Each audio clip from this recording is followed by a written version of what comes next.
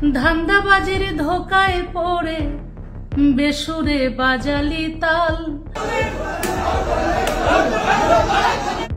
লোকগানের শিল্পী থেকে ফ্যাসিস্ট সরকারের এমপি, আর এমপি থেকে একেবারে আসামি হলেন মমতাজ বেগম। দেশে বিদেশে নানা জায়গায় দুর্নীতি করে সম্পদের পাহাড় গড়ে এমনকি নিজ এলাকা মানিকগঞ্জে সন্ত্রাসীদের সাম্রাজ্য গড়ে তোলার সেই মমতাজ এখন কারাগারের বাসিন্দা। অনেকের মনেই প্রশ্ন, কারাগারে কেমন দিন কাটছে মমতাজের? তবে উত্তরটা জানলে চমকে উঠতে বাধ্য হবে সবাই।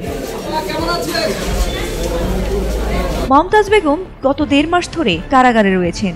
এটি তার জীবনের প্রথম কারাবাস বলে নিশ্চিত করেছেন তার আইনজীবী রেজাউল করিম। তবে তিনি সাধারণ কারাবন্দী নন, তিনি সেখানে ভিআইপি মর্যাদায় আছেন বলে জানা গেছে।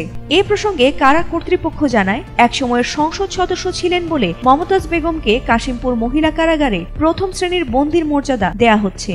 সেখানে তিনি খাট, টেবিল, বই, সংবাদপত্র ও উন্নত মানের খাবার সহ সব ভিআইপি সুবিধা পাচ্ছেন।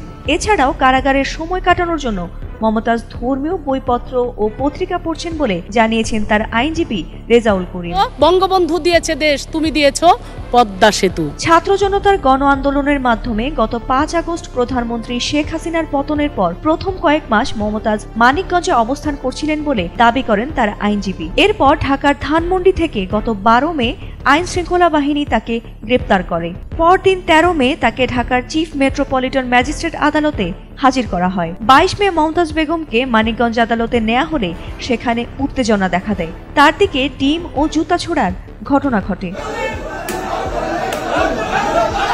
এদিকে ঢাকা দায়রা জজ আদালতের প্রধান পাবলিক প্রসিকিউটর ওমর ফারুকি বলেন, মমতাজ ফ্যাসিস্ট শেখ হাসিনার অন্যতম সহযোগী ছিলেন। তিনি একজন শিল্পী হয়েও দীর্ঘদিন হাসিনার পক্ষ নিয়ে কাজ করেছেন। অন্যদিকে মমতাজের আইনজীবী রেজাউল করিম দাবি করেন, শুধু সংসদ সদস্য হওয়ার কারণেই তাকে একের পর এক মামলায় অভিযুক্ত করা হচ্ছে, যা একজন জনপ্রিয় শিল্পীর জন্য অত্যন্ত দুঃখজনক। ফাতিমা সুলতানা, এটিএন বাংলা।